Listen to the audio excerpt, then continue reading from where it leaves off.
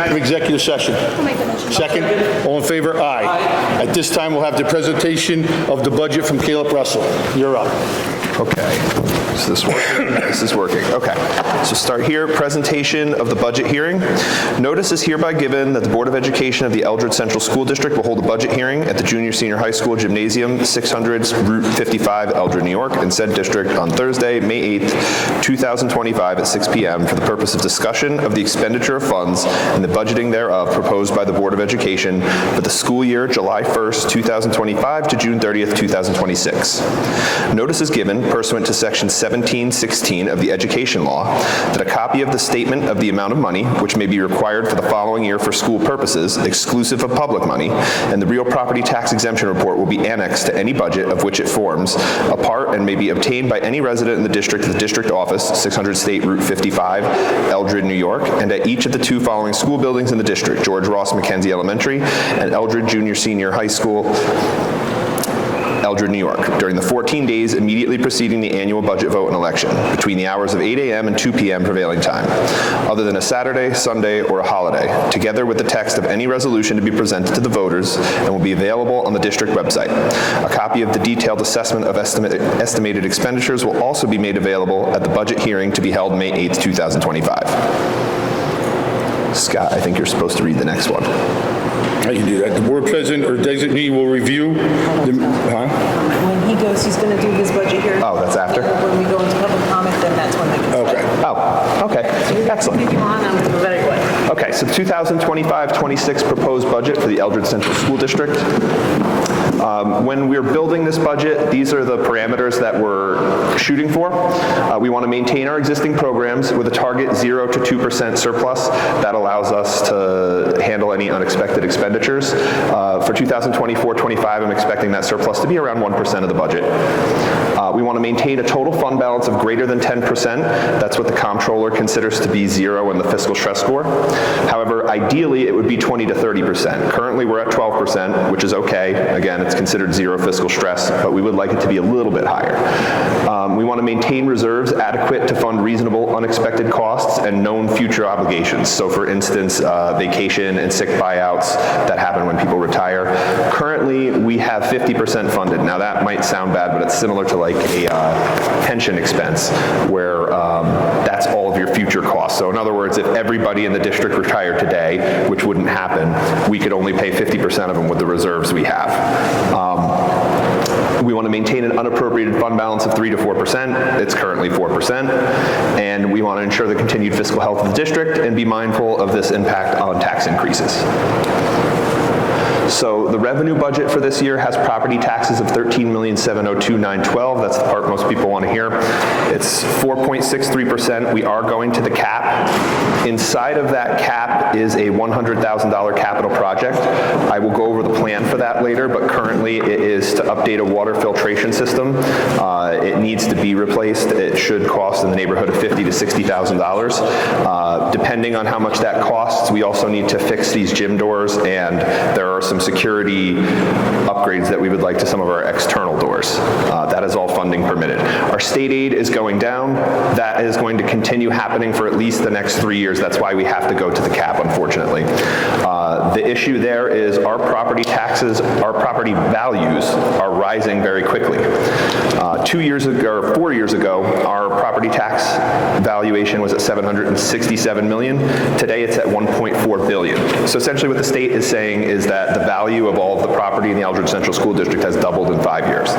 And if you live in the area, that is probably true. Housing prices have about doubled in 5 or 6 years.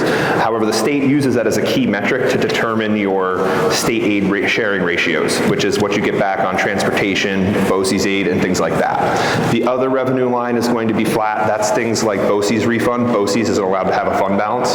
So what they do is they charge you a larger amount knowing than what it's going to cost and refund you the amount it costs at the end. And then there's some other things that occur at BOCES that, like, say for instance, they're charging you if you send a special ed student to an 811 program and they're expecting to have 6 kids and it's going to cost them $100,000, they take $100,000 divided by 6, that's what they charge you. If you end up filling the class with 8, it costs less per student, you get that refunded back at the end of the year. So that's what makes that up. There's also interest in there, which we've been doing very well on. We should be earning around $200,000 in interest. That should stay around the same because bond prices are around 4%, so I don't expect that interest rate to go down very quickly. The reserves is a little bit of a funky thing there. So the reason that's going up 150 is we have the cafeteria fund has ran a deficit for a very long time. It ran a surplus during COVID, but basically we owe ourselves money and the state wants me to pay it back to ourselves.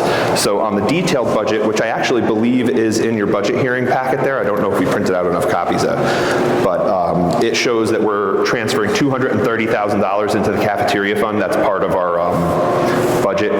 A big chunk of that is to pay the general fund back what we owe it from the cafeteria fund, so it's not going to change our fund balance. Overall, our budget is $20,348,000. That is 2.69% higher than what we spent last year, which is still less than inflation. Inflation this year was around 2.9%. The school tax rates on here, this is what would happen on a $200,000 assessed home. Unfortunately, these are not going to be particularly accurate right now. I will try to get accurate numbers up there, but the assessment data for May 1st is not available yet. It wasn't on the Sullivan County Real Property Tax website yet, so I don't have the effect of any new properties. There's almost certainly some new properties that were put on there, which will lower these rates, so they should end up being lower. On another scale, the equalization rates are also not available right now, which means I don't know what's going to happen directly to each town. Right now, the equalization rates are in for every town except for Highland, as long as the property values rose, and Highland has not come in yet. If Highland goes from 57 to 55, I would expect this all to stay the same. If Highland goes down a lot, because it's our biggest taxpayer, then all of the other rates will go down, Highlands will go up, and so forth. I don't have that data yet, it's not available. The state actually just passed their budget today, so hopefully that'll be available in the next week or so. Our state aid ratios over the years, just to give you an idea of the effect that this has had, is BOCES aid has gone from 48.4, this is just over the last 4 years, down to 36, transportation from 36 down to 28. Now, let's take transportation, for example. We spend about $1.2 million on transportation. We used to get 36% of that back, now I only get 28.8. So that's 8% less of 1.2 million. That means I'm losing $100,000 compared to 4 years ago. Now, everybody knows prices have gone up, wages have gone up, but the revenue I get from this has gone down, and that is another reason, unfortunately, why we've had to go to the cap. We have been able to either break even or have a surplus every year, and we want to continue doing that, but right now, I think the trend is that state aid is going to continue going down for at least 3 more years, except for in BOCES aid, because we're at the minimum. BOCES aid can't go below 36%, so that will level off. Just as a share of the revenue pie, property taxes make up 67% of our revenue. State aid makes up 27.87. So when almost a third of your revenue isn't going up, it makes it difficult to kind of keep up with that. This is how we calculate the projected tax levy cap. That .008 is based on new properties, and theoretically, that won't actually increase your taxes. Like I said, the assessment rolls haven't come out yet, but the idea behind that is that there's been 0.8% increase in new properties added to the rolls, and they'll pick up that increase in taxes. So it shouldn't hit anybody else's bill. In our expenditure budget, our general support area is going up by 105. The transfers are going up by quite a bit. That's where you put in your capital reserve project. That $100,000 project is in there, and the money that I'm sending to the cafeteria fund is in there. Our debt is more or less staying flat. Our employee benefits, that's pretty typical, 3.57%. It's very hard to keep them below 4. Transportation is only going up by 1.93. General support, we have in there the potential promotion or hiring of a supervisor for buildings and grounds. So that's why that's going up a little bit more than the others. As far as the breakdown of that, instruction and employee benefits, which, by the way, should, of course, be your biggest expense, make up about 70% of our budget. General support includes things like your plant ops, cleaners, administrators, insurance, printing, websites, things like that. Things that aren't directly instructional but support that mission. Where we had some cost savings this year, which was good, is our VOTEC costs are going down about $145,000. It's because of a bit of a different formula that we have for calculating our costs here. I guess because business officials like myself weren't entirely truthful with BOCES. BOCES bills you based on how many kids you're sending there. We frequently underestimated it, so they took away the incentive for us to do that, and now they base our bill on the last 2 years, the average of the last 2 years enrollment. And 3 years ago now, we had 40 students where we normally have 25 students in VOTEC, so that 40 is dropping out of the formula, and our costs are going down substantially because of that. We have some retirements that are occurring, 2 of which we won't be replacing. The fuel bids came in substantially lower, so we're paying $2.91 for fuel oil and $2.89 for diesel. We're going to pay about 50 cents less per gallon for each of those. We were able to cancel a few software and maintenance contracts that weren't needed, and we have been able to save quite a bit of money on out-of-district placements. Now, you can never guarantee that that's going to last. You don't know. It's not something that's within our control, but there were some considerable savings there. Again, the $100,000 project. The main work that's going to happen is the water filtration system here. That is the most important project. After that gets done, if there's anything left after we had discussed, it would be the door security upgrades. I doubt there will be anything left for the floor repair, but we would like to, at some point, repair the floor over here that goes down past the cafeteria that you'll see a whole bunch of tape over. We would like to get to repairing that at some point, but that can wait until next year. That's more of a cosmetic problem now. We'd like to fix it before it becomes more than a cosmetic problem. So at this time, you can talk about public comment, and people can ask any questions they want about the budget. In the budget newsletter, there is a breakdown of the expenditures and what we're planning to do with it. The board president or designee will review the meeting rules of order and the qualifications of voters. During the public comment portion of this meeting, each speaker should identify him or herself and state their town of residence. Speakers need to be acknowledged prior to speaking. Questions must pertain to their propositions, one question at a time per person. The president of the board reserves the right to close discussions. At this time, the business official will answer questions pertaining to the propositions during this period of public comment. Public comment on a budget hearing.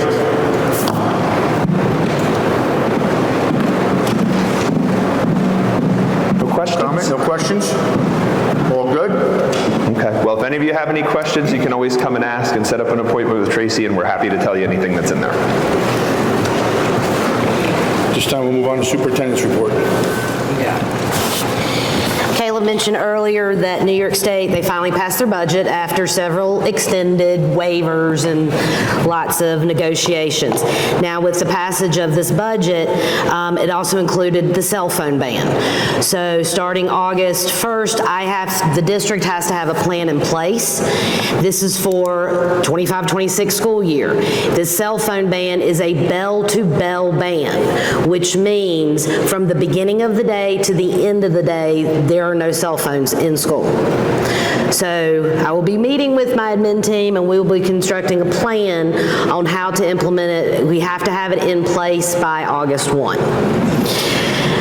Let's see. Oh, part of this budget was also talking about the EV bus implementation. So there's been an EV bus implementation like waiver. This waiver has been extended to 2 more years, which puts us out, like we can apply for this waiver, and it puts us out going past the deadline for EV buses. But in order to get the waiver, we have to work with NYSERDA. NYSERDA has to come up with, working with us, an electrification implementation plan. So they have not given us more details, but that was part of the budget as well. I am hoping that specific details will follow. The U.S. Department of Education, as of right now, has not released our Title I or our DEA grant funds. These are the funds that we use for academic interventions. We currently use $325,000 between these two grants, which we will absorb, and that is in this budget.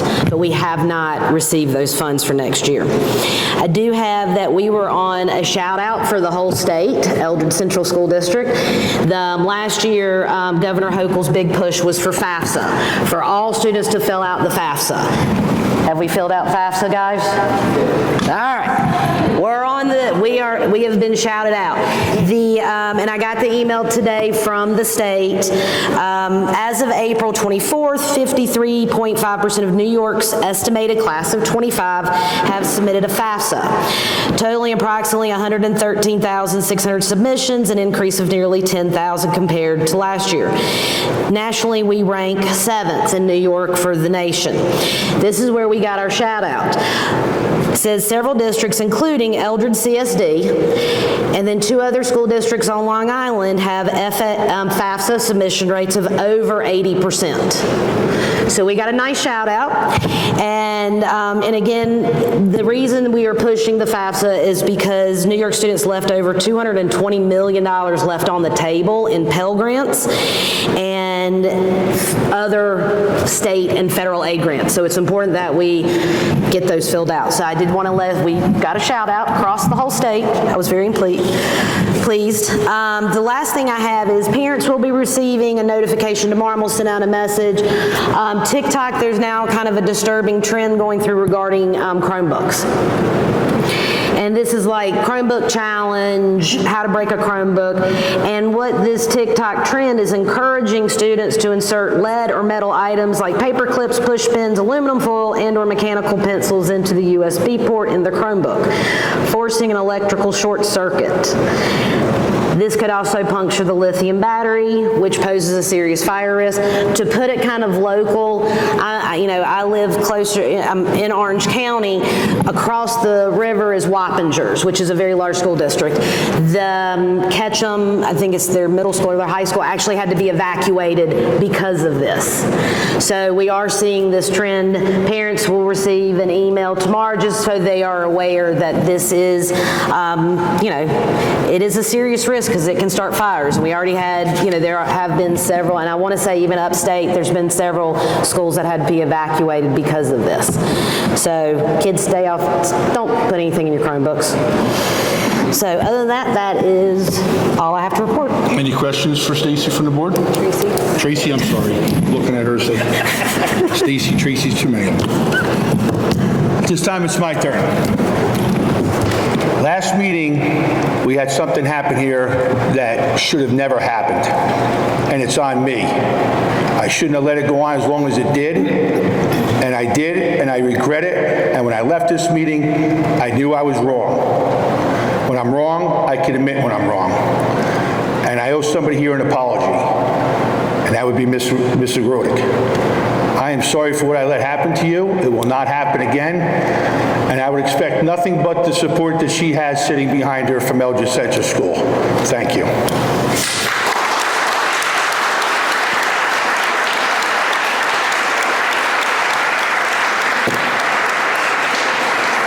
I expect the budget to go through as it has for the last 7 years that we've all been sitting here. We've always got the support of all 4 towns. It's always gone through by 70-some%? At least, right? High as 80. The towns have always supported us. As you can see, how we try to keep our budget to a minimum. And I feel this board and this admin people have done a great job doing that. So hopefully, May 20th, will come out and vote, and please support us. Thank you. Public comment on the consent agenda only.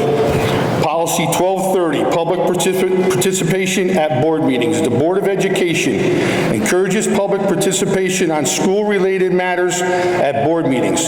There will be a specific agenda item at each board meeting to provide an opportunity to address the board. A reasonable public comment period time not to exceed 30 minutes shall be set aside during the first part of each regular special board. The president is responsible for the orderly conduct of the meeting and shall rule on such matters as the time to be allowed for public discussion.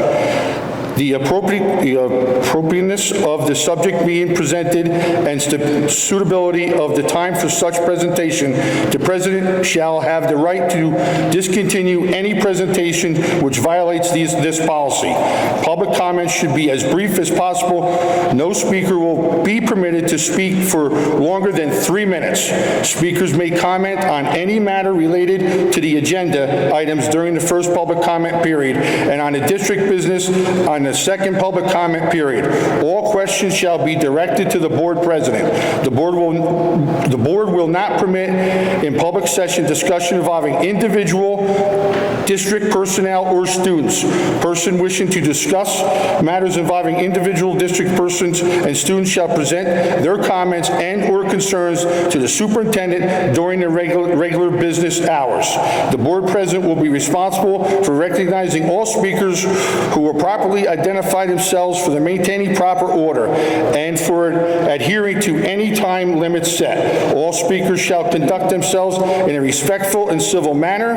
Obscene language, libelous statements, threats of violent statements, advocating racial, religious, or other forms of prejudice will not be tolerated. Person making comments and or questions at the board meeting will address remarks to the president and may direct questions or comments to the board members or other district officials only upon the approval of the president. Questions may be answered by the district officials within 5 business days as more information may need to be gathered to give the well-informed answer. Question and comments from the public concerning matters which are not on the agenda will be taken under consideration and referred to the board president for appropriate action. If the board president is absent from the board meeting, the responsibilities of this policy will be assumed by the vice president. Adoption July 1st, 1991. At this time, I'll take any questions on the consent agenda items only. All good? Okay, moving on.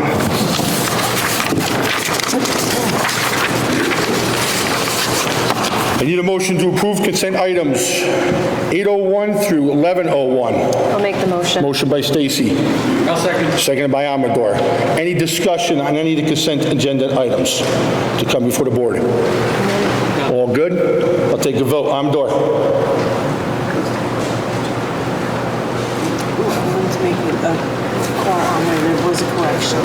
That's probably what he's, 1102. I see one, but you got a couple. I think that there was, yes, we had dates that weren't right.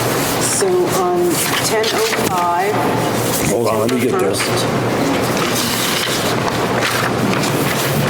10:05. September 1st on 10:05 should be September 1, 2025. The same was for Where's 10:01? Why am I? 10:06. Oh, okay. I'm sorry. Go ahead with that again, Linda, please. Or Linda. Lisa. Anyway, 10:05. There is a correction on the date, just for everyone to know that it should be commencing September 1st of 2025. September 1st. 10:06, the same thing, commencing September 1st, 2025. So we're going to update and make those changes on the consent agenda. Mr. Krebs, did you have something else to add? I mentioned it looks like it goes to 1102. Oh, 11:02, I apologize, yes, 11:02.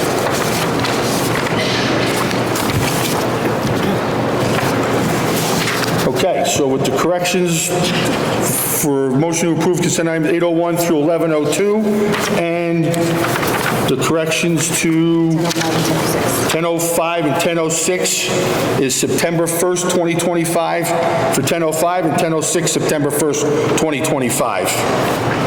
Can I have a motion? I'll make the motion. I'll second. Second with the changes. Amador. Yes. All in favor? Aye. Aye, we're good.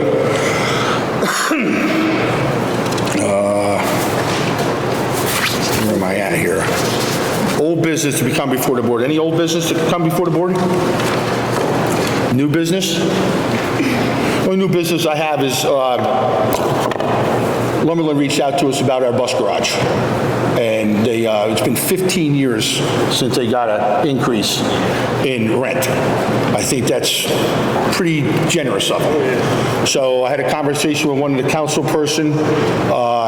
They want to increase it $400 a month. If you do the math over 15 years, I think we're talking, it ain't much. So, and like I said, that's the only increase that, that they've gotten so far. So I don't think that's out of line. Make it like in the high 3,000s, it's probably 3,600. What's that? Well, because we're paying 9 times 4, yeah, 36. 43.2. We're going to increase it to 48, that'll make it 48. Also, it'll be exactly 4. So it'll be exactly 4 a month. I'm going to need this now too, right? Yes. Any other new business? Okay.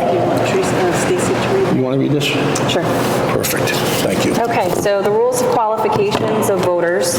The board president or designee will review the meeting rules of order and the qualifications of voters.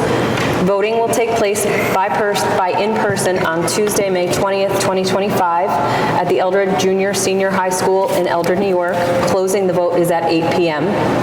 Qualifications for voting: must be a citizen of the United States, must be 18 years of age or older, must be a resident of the school district for 30 days or more preceding date of the vote. The custodian and inspectors, along with the district clerk of the vote, will oversee the voting. The custodian inspectors will verify all hand-counted results of the voting. The President of the Board of Education will read the call of the meeting. Notice is hereby given that a public hearing of the qualified voters of the Eldred Central School District, a school district of the state of New York located in the counties of Orange and Sullivan, held at the Eldred Central Junior Senior High School in the Eldred Central School District on May 8th, 2025 at 6 p.m. for the presentation of the proposed budget for the following school year. The budget will be available for review no later than May 6, 2025, and thereafter at both school buildings and the school district office. Notice is further given that the annual meeting of the qualified voters of the school district will be held at the Eldred Junior Senior High School, Eldred, New York, on May 20th, 2025, closing at 8 p.m. Proposition 1, shall the following resolution be adopted to wit? Resolved that the annual budget of the Eldred Central School District for the fiscal year 2025-2026 is hereby adopted and the requisite portion thereof to be raised by taxation on the taxable property of the school district is hereby authorized $20,348,487 to levy taxes thereof. Proposition 2, shall the following resolution be adopted to wit? Resolved that the Board of Education of the Eldred Central School District is hereby authorized to levy taxes annually in the amount of $49,500 for the fiscal year 2025-2026 and to pay over such monies to the Board of Trustees of the Sunshine Hall Free Library. Election of Board of Education member. The qualified voters of the Eldred Central School District are authorized to elect one candidate as a member of the Board of Education to serve a 4-year term beginning July 1st, 2025 and ending June 30th, 2029. Voters may select one candidate or submit a name on the line for a write-in on the ballot. Thank you, Stacy.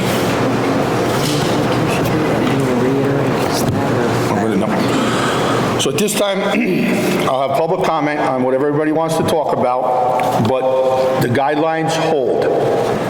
Public comment period time, not to exceed 30 minutes. 3. No, 30 minutes, and an individual will come up, state their name, where they're from, they have 3 minutes to talk. And in addition to that, Board of Education Policy 1230 provides a permanent part. The board will not permit in public session discussion involving individual district personnel or students. Instead, persons wishing to discuss matters involving individual district personnel or students should present their comments and concerns to the superintendent during regular business hours. At this time, I will call for public comment. Come to the podium and state your name and where you're from.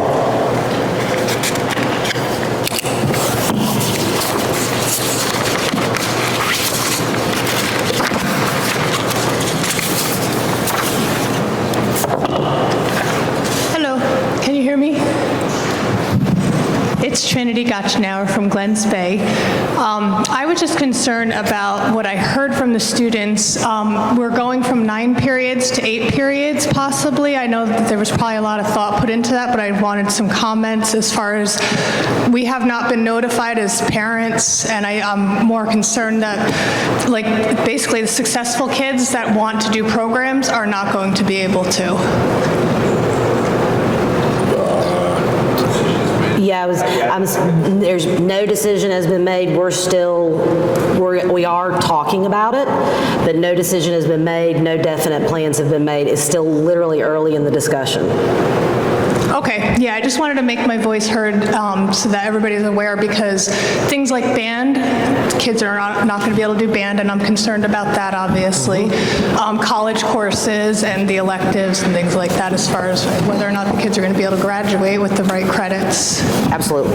Okay. Thank you. And also, just really quick, Castle Learning, I heard something that the kids couldn't get onto Castle Learning and they need that for Regents practice. I didn't know if you heard Castle anything. Learning is a software that we used to use. We have not used it this year. IXL offers the same thing. It is, and it's several different software programs offer up Regents Prep, and it's where they've uploaded old Regents into an electronic format. So Castle Learning is not the only software that does it. IXL does do that. Okay, thank you. You're welcome.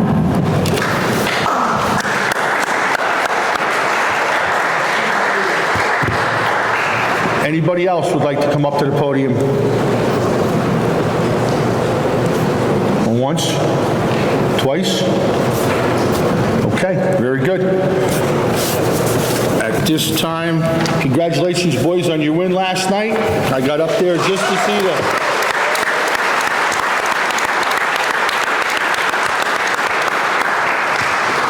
Got there just to see the end of it because my granddaughter was playing down here, but I was impressed. Okay. Let's see, our next meeting, is that up here? Yeah, that's May 20th. There you go. Oh, there we go. Announcements. Next meeting will be held Junior Senior High School on Tuesday, May 20th, 2025, from 11 a.m. to 8 p.m. The annual budget vote and the school board election certification of the election affair. All ballots have been counted. I want everybody to take note that the times have changed. It used to be from 11 till 9, am I correct? Correct. They were changed till now to 11 till 8. So if anybody thinks that they're, get in at 5 minutes to 9, sorry, you're not going to be able to vote. The doors will probably be closed. At this time, I need a motion to move into executive session for more personnel issues and contracts. I'll make the motion. Motion by Stacy, seconded by Kristen. All in favor? Aye. Everybody be safe getting home. Hopefully we'll all see you on May 20th for the vote. No business after executive session.